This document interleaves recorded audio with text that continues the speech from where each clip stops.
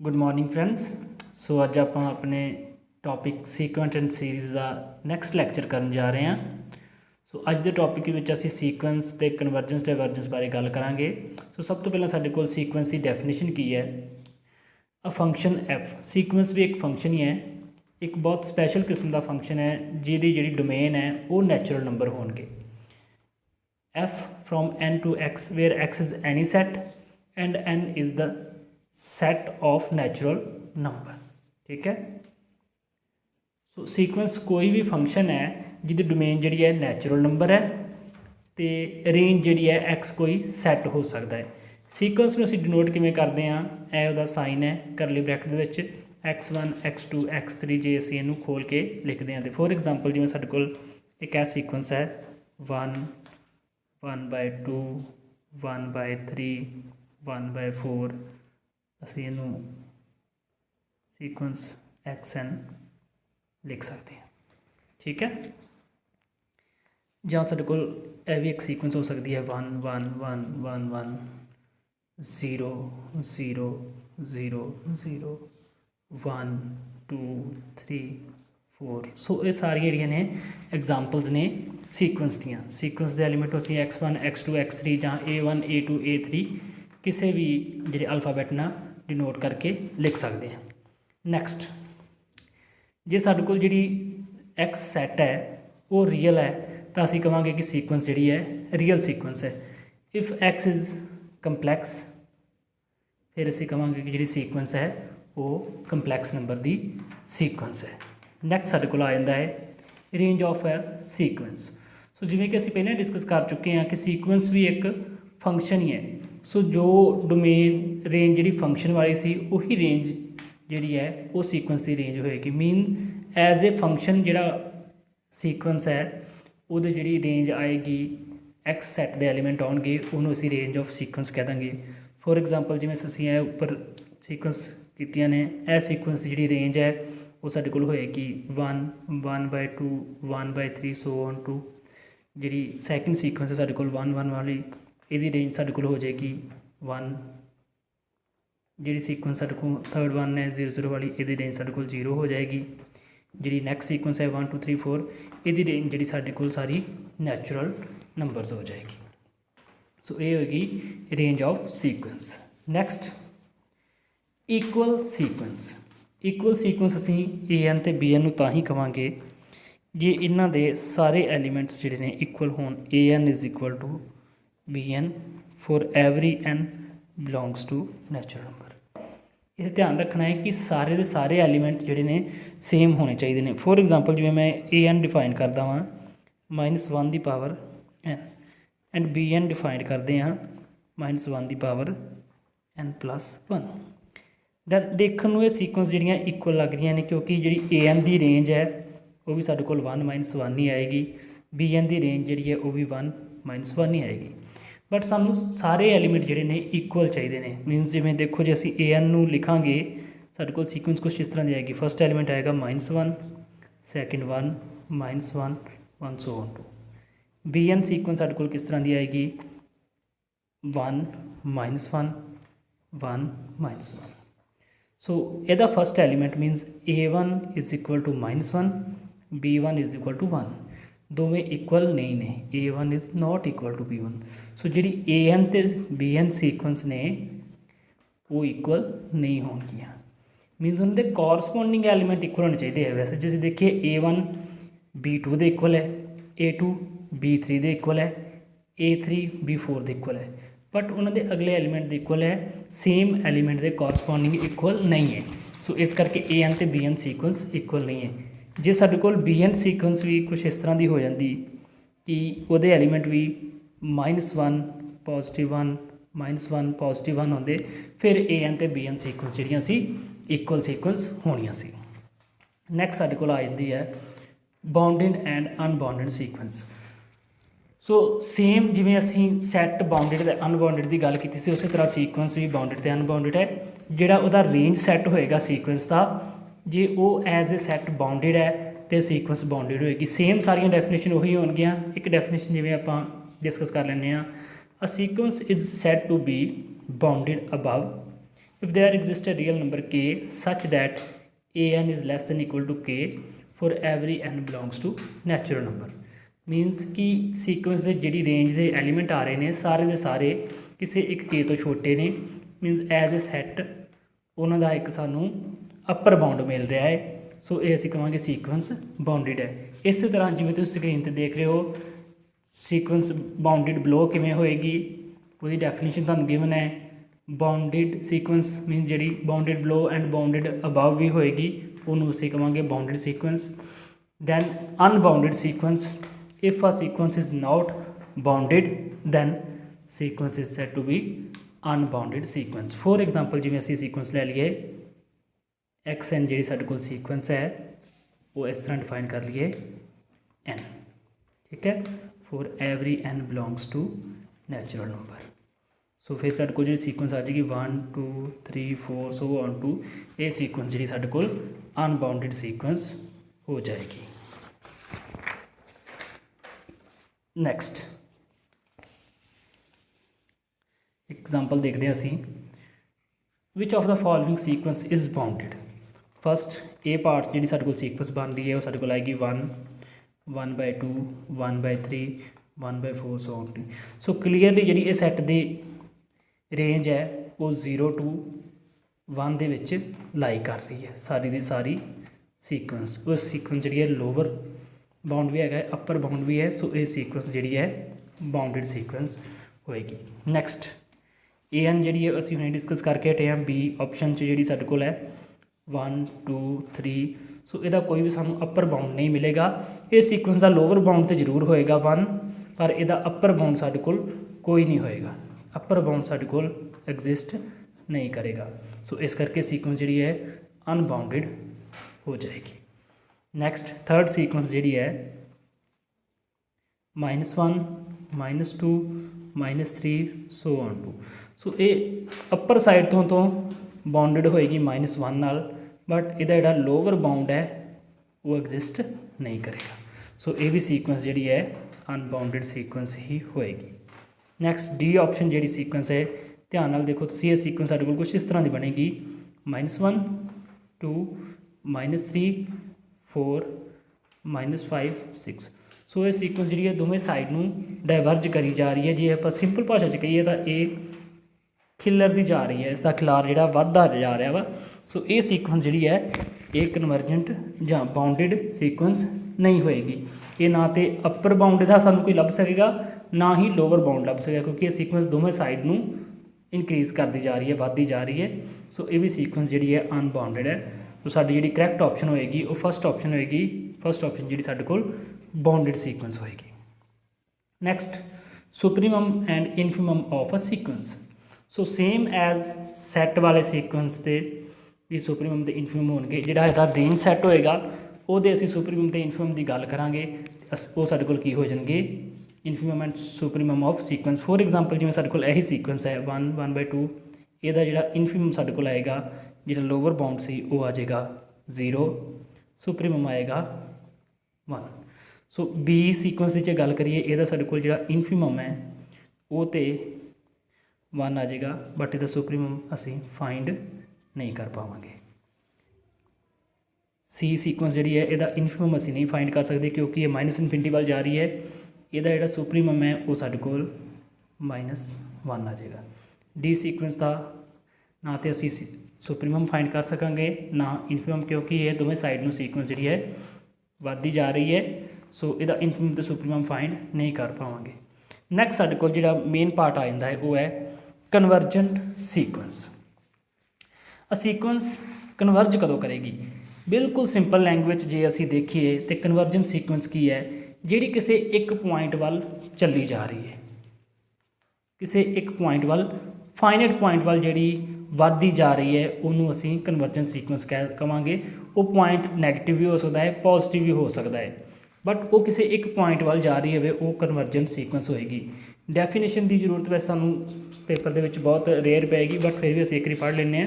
A sequence a n is said to be converge to a limit L if given epsilon greater than 0, however small there exists a positive integer m depending on epsilon such that a n minus l less than epsilon for every n greater than equal to M.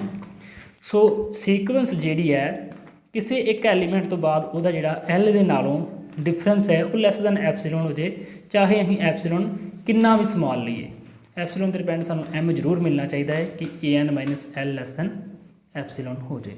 For example जिवें साडे कोल sequence ही सी, यह sequence साडी बहुत important sequence है, बहुत बार use होंदी है। सो ये सीक्वेंस जिहड़ी साडी सी जीरो वाल कन्वर्ज कर रही है, ठीक है।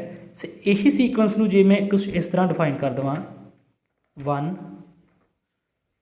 1/2 1 1/3 1 1/4 1 1/5 1।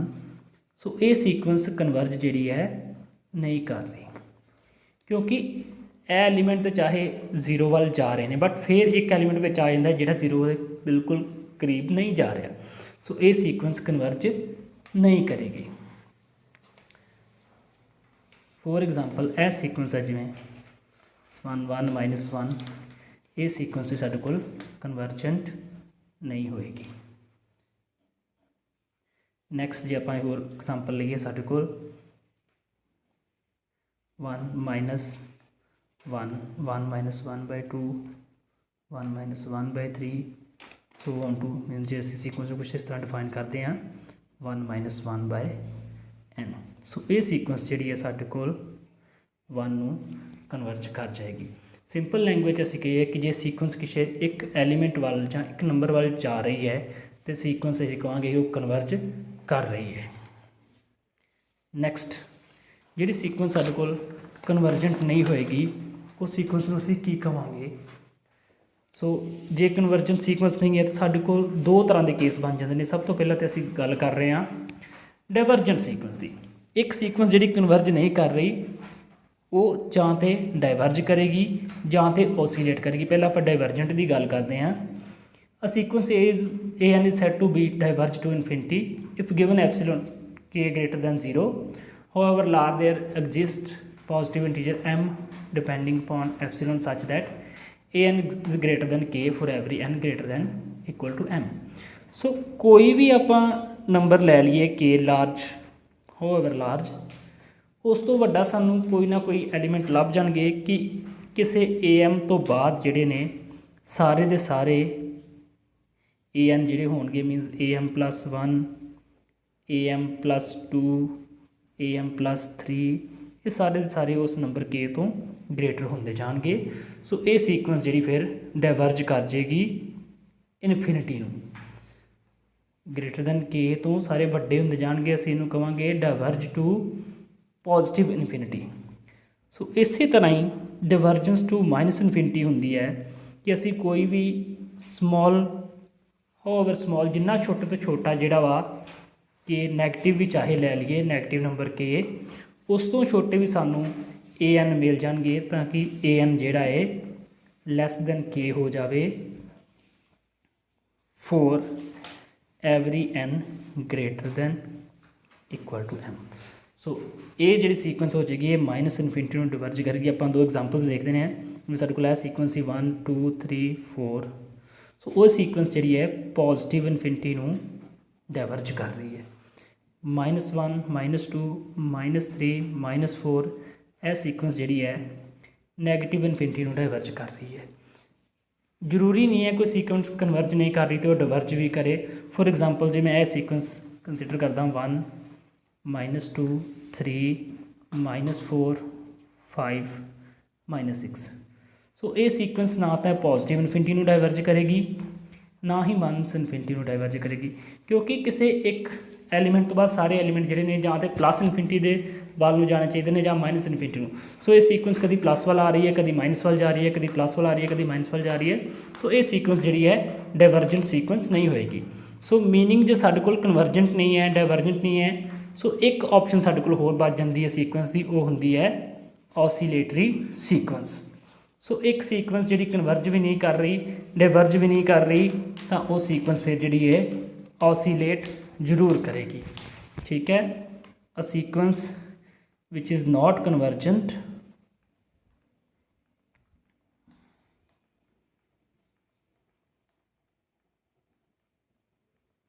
which is neither convergent nor divergent, then sequence is oscillatory sequence। सो ये सीक्वेंस ਨੂੰ ਅਸੀਂ oscillatory sequence ਕਵਾਂਗੇ।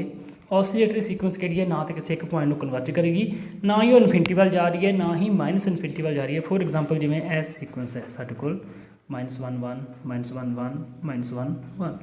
ਸੋ ਇਹ ਸਾਡੇ ਕੋਲ ਸੀਕੁਐਂਸ ਹੈ, ਇਹ ਨਾ ਤਾਂ ਕਨਵਰਜ ਕਰ ਰਹੀ ਹੈ, ਨਾ ਹੀ ਇਨਫਿਨਿਟੀ ਵੱਲ ਜਾ ਰਹੀ ਹੈ, ਨਾ ਹੀ ਮਾਈਨਸ ਇਨਫਿਨਿਟੀ ਵੱਲ ਜਾ ਰਹੀ ਹੈ।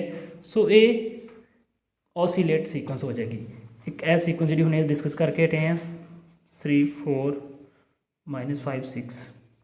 सो ये कन्वर्ज भी नहीं कर रही किसी पॉइंट में, ये इनफिनिटी पॉजिटिव वाल भी नहीं जा रही क्योंकि विच नैगेटिव एलीमेंट आ जाता है बार बार, ना ही माइनस इनफिनिटी वाल जा रही है। सो ये भी जी है ऑसीलेटरी सीक्वेंस होएगी। बट इन्होंने दोवां च डिफरेंस है। ऑसीलेटरी सीक्वेंस जी ने दो तरह दी होंदियां ने, एक तो होंदी है फाइनाइट, ਜਿਹੜੀ ऑसीलेटरी सीक्वेंस की रेंज जी है वो फाइनाइट होवे, ठीक है, मतलब बाउंडिड हो जाए जी सीक्वेंस, उन्होंने असीं की कहांगे वो ऑसीलेटरी सीक्वेंस जी है फाइनाइट ऑसीलेट है। तो जी सीक्वेंस की जी रेंज है वो इनफाइनाइट हो जाए वो ऑसीलेट इनफाइनाइटली कहा जाता है। Next bounded and non convergent. So यही है जी बाउंडिड होएगी बट कन्वर्ज नहीं कर रही, उन्होंने असीं की कहांगे वो हो जाएगी ऑसीलेटरी फाइनाइटली। जी अनबाउंडिड है बट डिवर्जेंट नहीं है, ठीक है, जी अनबाउंडिड एंड नॉन डिवर्जेंट है वो की हो जाएगी ऑसीलेट इनफाइनाइटली, ठीक है। सो दो तरह के सीक्वेंस ने ऑसीलेटली। जी बाउंडिड है जे तो कन्वर्ज करेगी तो ठीक है, जो नहीं कन्वर्ज करेगी तो ऑसीलेट फाइनाइटली होएगी। जी अनबाउंडिड है जहाँ तो डाइवर्ज करेगी, चाहे प्लस इनफिनिटी को करे चाहे माइनस इनफिनिटी को करे, बट जो दोवां चों किसी भी डाइवर्ज नहीं कर रही वो की होएगी ऑसीलेट इनफाइनाइटली। सो नैक्सट साडे कोल कुछ रिजल्ट ने कन्वर्जेंट सीक्वेंस नाल रिलेटेड जिहड़े तुसीं ध्यान च रखने। कन्वर्जेंट सीक्वेंस इज बाउंडिड, जी भी कन्वर्जेंट सीक्वेंस होएगी हमेशा बाउंडिड होएगी। कन्वर्स नॉट ट्रू, ये तुसीं हमेशा याद रखना है। उन्हें आप एग्जाम्पल देखते हैं, देखो बड़ी इंपॉर्टेंट एग्जाम्पल है, बहुत बारी डिस्कस कर चुके हैं। एग्जाम्पल ये सीक्वेंस जी है बाउंडिड है, दोनों साइड तो बाउंडिड है। देखो -1 to 1 दे विच इहदा अपर बाउंड भी है लोअर बाउंड भी है, पर यह सीक्वेंस असीं पहला भी डिस्कस कर चुके हैं कि कन्वर्ज नहीं कर रही, ये सीक्वेंस की है ऑसीलेट कर रही है। So convergent sequence is bounded but converse is not true. Now limit of convergent sequence is always unique. So कोई भी convergent sequence है xn जो l तो l डैश ਨੂੰ कन्वर्ज कर रही है then l is equal to l dash. J convergent sequence है तो उसकी लिमिट एक ही होएगी, एक तो ज़्यादा लिमिट नहीं हो सकती। then if an convergence to an n जोड़े ने सारे 0 तो ग्रेटर और equal limit means positive number की जी सीक्वेंस है, दैन जी यदि लिमिट होएगी ए वो भी जी पॉजिटिव मीनस नॉन नैगेटिव होएगी। If this is greater than equal to 0 then a is also greater than equal to 0। Next if a n converge to a, b n converge to b and a n is always less than b n for every n, मतलब सारे n वास्ते जो a n है b n तो छोटा है, then जी ए की limit a है ए एन की, बी एन की जी लिमिट बी है, a n less than equal to b होएगा। दैन कुछ रिजल्ट ने साडे कोल algebra of limits. If a n converges to a then mod of a n converge to mod of a, minus a n converge to minus a, k n converge to k a n plus minus b n converge to a plus minus B, means sum of two sequence or difference of two sequence converge to sum of limit or difference of limit। an into bn converge to a into b, an over bn is converge to a over b, but condition है bn should be not equal to 0 and b is not equal to 0। next